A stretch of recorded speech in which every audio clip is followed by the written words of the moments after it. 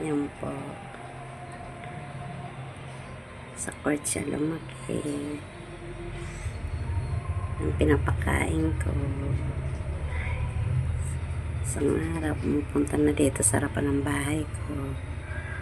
Tuwing nagbabahog ako sa ibang pusa, kikisalo din siya. Hanggang sa nagpaampon na sa akin ito. Dito na siya ngayon sa akin. Nakatira.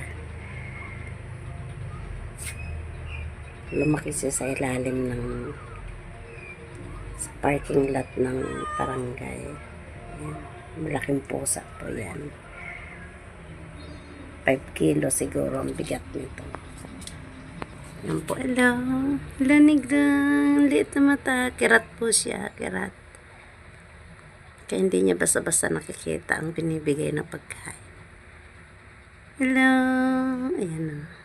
Ayan o. Pakita mong mata mo. Pakita mong mata mo dali. Ayan, mabait siya. Ayan. Mabait yan si Negro. Bye-bye.